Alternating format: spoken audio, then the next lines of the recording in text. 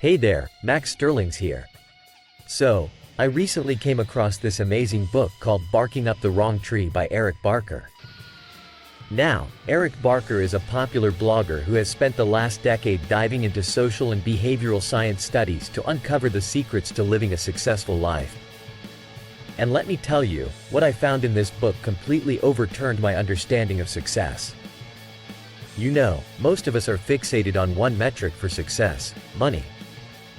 We think that if we make enough money, we'll feel successful. But let me ask you this. If you had all the money in the world, but your time was running out, would you really feel successful? I mean, sure, you'd be rich, but what about everything else in life? Well, it turns out that money alone isn't enough to make us feel successful. In fact, a study mentioned in the book reveals that there are 4 areas we need to focus on to truly feel successful: achievement, legacy, significance, and happiness. Achievement is all about consistently accomplishing meaningful goals. It's about setting and hitting small goals every day to generate a feeling that you're winning. And trust me, it works. I set small goals for myself each day, like reading 3 chapters of a book or writing 500 words for my new video script. And when I hit those goals, I feel like I'm winning. Next, we have legacy. This is about influencing others in a positive way and passing on our values. Whether it's through teaching your children or sharing valuable lessons on platforms like this, we all have the ability to make an impact and leave a legacy. Then, there's significance. Feeling needed by the people closest to us. We need to find ways to be valuable to those around us so that we're missed when we're gone. Whether it's being a positive and supportive friend or refining our skills to better serve our team at work, finding that sense of significance is crucial. Lastly, we have happiness. And this isn't just about the fleeting moments of joy, but about finding a way to enjoy the day-to-day experience of life and being consistently grateful for what we have. For me, it's listening to music throughout the day and pausing every hour to be thankful for the present moment. Now, knowing these 4 feelings of success is a great start, but how do we consistently generate them? Well, the book suggests that we focus on our intensifiers. These are so-called flaws that become catalysts for success in specific environments. You see, what might be considered a flaw in one environment can become a strength in another. Take Winston Churchill, for example. Before World War II, his paranoia and stubbornness were seen as flaws in the political realm. But as the war started and the environment changed, his so-called flaws intensified into strengths that made him one of the most successful leaders of all time. The same goes for Olympic swimmer Michael Phelps. His awkward body proportions and funny running style were considered flaws, until he jumped in the pool. Suddenly, those very attributes became his distinct advantages, allowing him to excel in swimming.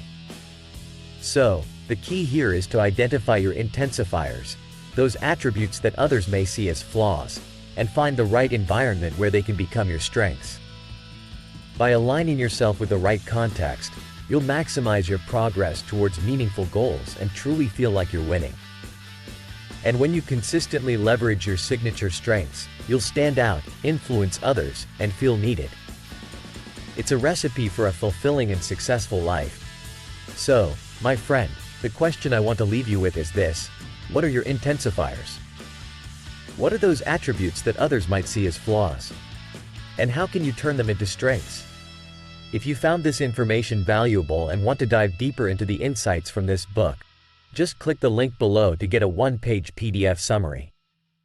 And if you haven't already, make sure to subscribe to my channel, hit the like button, and turn on the notification bell, so you can stay up to date with all the valuable content I'll be sharing. Lastly, if you found this video helpful and want to show your appreciation, feel free to give a tip proportional to the value you received. You'll find the link in the video description. Thanks for watching, and have yourself a productive week. In Greek mythology, there was a wise creature named Chiron, who taught heroes like Asclepius, Achilles, and Hercules how to be both intelligent and powerful. This idea of combining brains and brawn resonates with Machiavelli's teachings in The Prince. Machiavelli believed that leaders must use both cunning and force to survive and succeed. While civilized society relies on laws and rational thinking to settle differences, there are times when these methods fall short. In such situations, Machiavelli advises leaders to tap into their inner beast, to intimidate and get their way. A prince must know how to use both the qualities of man and beast to stay in power. When channeling the nature of the beast, Machiavelli suggests that a leader should embody the characteristics of a lion and a fox. The lion is strong and mighty, using its size and reputation to keep opponents in check. However, relying solely on strength can be a mistake, as lions lack the cunning of a fox. The fox, on the other hand, is cunning and shrewd, able to spot deceptions and escape traps. This trait is especially valuable in matters of diplomacy. By emulating both the lion and the fox, a prince can navigate a variety of challenges with a combination of strength and cunning. Machiavelli emphasizes the importance of adaptability. A leader must know when to be cautious and when to be courageous. Context matters, and actions must be evaluated based on the circumstances at hand. Machiavelli rejects the idea of blindly following a set ideology or relying on absolute moral standards. So, to be a successful leader, one must embrace both the man and the beast within. It is the combination of intelligence and power, cunning and strength, that makes a leader formidable. By mastering these qualities, a prince can achieve their goals and maintain their position of power. Now, the question is, how will you implement these principles in your own life? Will you harness the traits of the lion and the fox to overcome challenges and achieve success? Share your thoughts and let us know what actions you will take after watching this video. If you found this video valuable and want to support our channel, please consider giving a tip proportional to the value you received. The link can be found in the video description. And don't forget to subscribe, like, and hit the notification bell, so you don't miss out on any future content. Remember, by taking action and applying these principles, you can become the successful and ambitious individual you aspire to be. Thank you for watching, and we'll see you in the next video. Hey there, Max Sterling fans. Welcome back to another thought-provoking video. Today, we're diving into the age-old question, is it better to be feared or loved? Now, when we think of great military leaders, two names come to mind, Scipio Africanus and Hannibal. These historical figures were known for their exceptional command, but they had very different approaches to leadership. Let's start with Scipio Africanus. He was highly respected by his soldiers and held in high esteem by the people. However, Machiavelli argues that Scipio's reputation as a kind and merciful leader limited his actions. His troops, feeling a lack of discipline, rebelled against him in Spain. Scipio's reluctance to enforce strong discipline and instill fear in his men ultimately led to mutinies. Machiavelli criticizes Scipio for not being willing to be seen as cruel when necessary to maintain order and loyalty.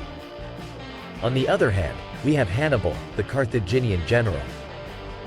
Machiavelli describes him as a cruel leader, but sees this as an asset in his position.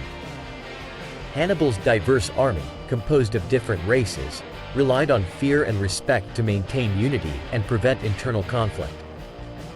Machiavelli argues that a leader like Hannibal, who instills fear in his soldiers and followers, commands a strong and loyal army.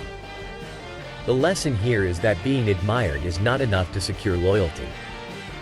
Strength, discipline, and even a dose of fear are necessary to keep people in line. Good leaders may be loved, but it's the strong leaders who are respected and obeyed. Scipio's kindness and mercy allowed for disorder and unrest, whereas Hannibal's fear-inducing leadership helped him maintain control and build a powerful empire. Throughout history, fear and intimidation have proven to be effective motivators. Whether it's Genghis Khan or a modern-day drill instructor, fear has often been used to drive people towards success. Machiavelli's theory can be seen in practice, as leaders like Cesare Borgia used cruelty to establish stability and order in their states. However, it's important to understand the context of Machiavelli's argument. He does not advocate for cruelty for the sake of it. Instead, he emphasizes that a prince's ultimate goal is to preserve the state. To achieve this, fear can be a powerful tool in gaining compliance from the people.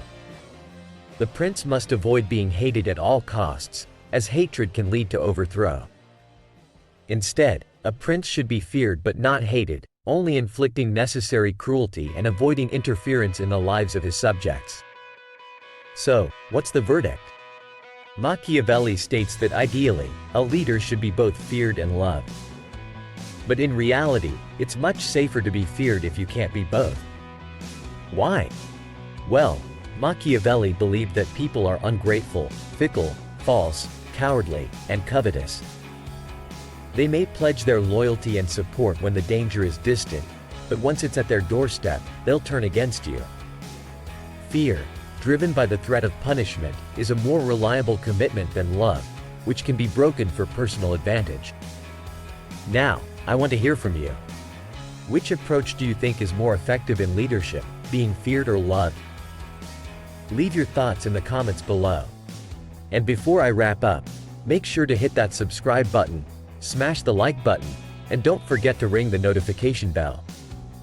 By doing so, you'll not only stay updated with our latest videos but also become part of an exclusive community that's committed to achieving success, ambition, and personal growth. Remember, the actions you take based on the insights shared in this video will determine your success. So, go ahead and implement them in your life. Your future self will thank you. And if you found this video valuable, consider giving us a tip proportional to the value you received.